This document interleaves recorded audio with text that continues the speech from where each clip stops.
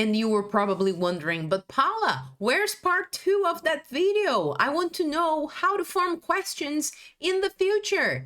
And here it is, guys. I'm so sorry it took longer than I expected, but I am now delivering part 2 of that video. That if you haven't had the chance of watching, I'm going to leave the card here at the top for you to check it out later.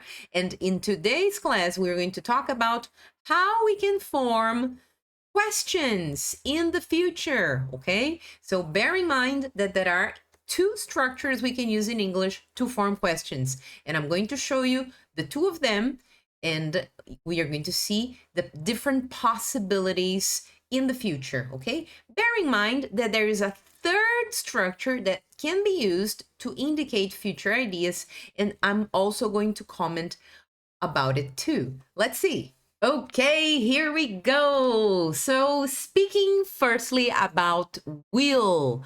Will is a very, very common modal verb.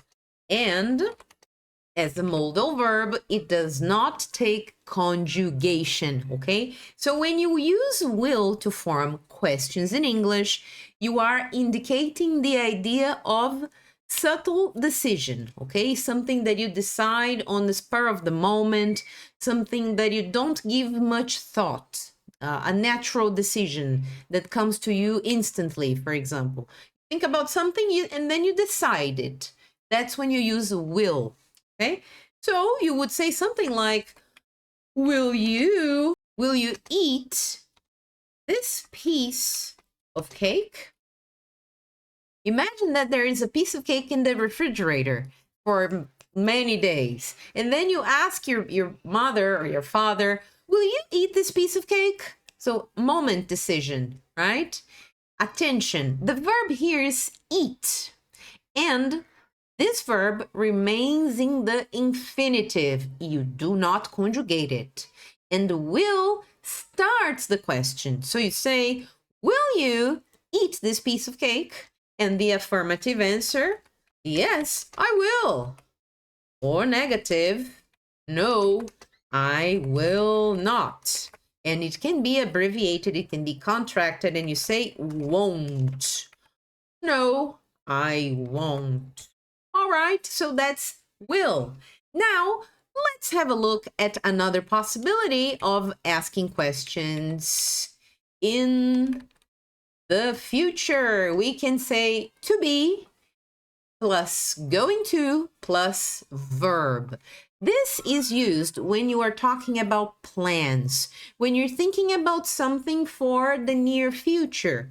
And you say, for instance, are you going to travel next weekend?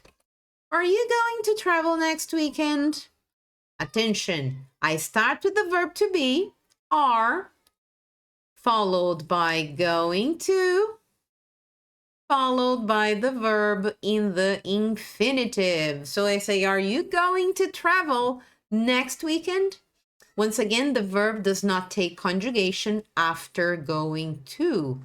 And when you respond, when you answer this question, there are 2 possibilities. You can say, yes, I am, or negative, no, I'm not. Attention to this.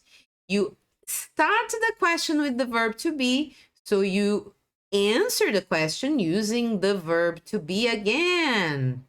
It's necessary to have the same verb in the question and in the answer. All right? And like I said, going to is used most of the times to indicate plans, to talk about things that require some thinking, that require some process. All right? Now, last but not least, let's return to this part here when I told you about will versus going to. There are differences, like I mentioned. Will is normally used to indicate something decided on the spur of the moment, whereas going to indicates plans. However, recent studies have shown that in oral communication, speakers normally use will and going to interchangeably. there isn't much of a difference when it comes to it. So when they're talking, when they're communicating, the registers show that they can either use one or the other, and the communication is perfect. People can understand what they're saying, and the communication happens. So there it goes. You already know what the grammar says in relation to will and going to, and you already know what has been studied in relation to the use of the language to oral communication, because as we know, the people make the language, right? And now moving on to the last possibility, which is present continuous for future. And now you're probably thinking, oh, wait a minute. Present continuous is a verb tense we use to talk about the present, isn't it? Yes, it is. But in this case, present continuous is being used to talk about a future idea. It has a future intention. Check this out. I can say to you, for instance, I'm traveling next month, right? So I say to you, I'm traveling next month. See? Verb to be, am, followed by the verb in the ing form, traveling. I am traveling next month. Or I can use it in the form of a question. I can ask, is Julia visiting her parents this weekend? See, once again, the same structure. Verb to be, followed by the verb in the ing form, indicating future idea. Check this out. This weekend.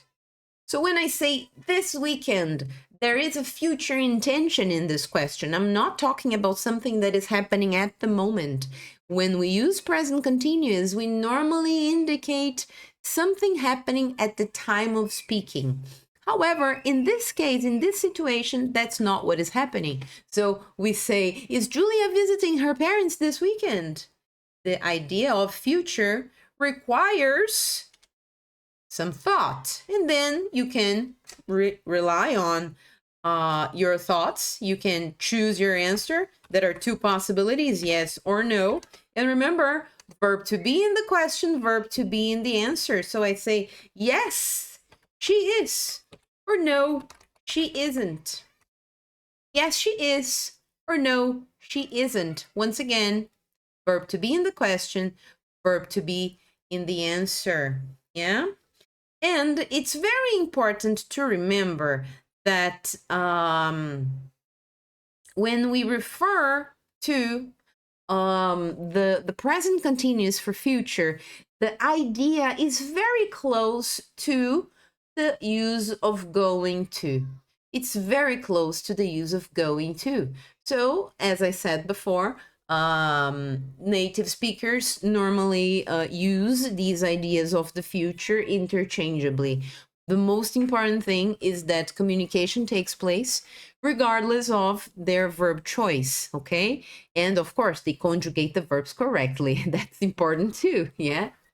So, is there any question about this? If there is any, make sure to leave it in the comment section. I'll be more than happy to answer all the questions you may have. I hope that this part could be clear to you, and I'll see you next time, okay? If you haven't subscribed to the channel yet, do this. You will receive updates once a new video comes out, and I'll see you next time. Bye-bye, see you.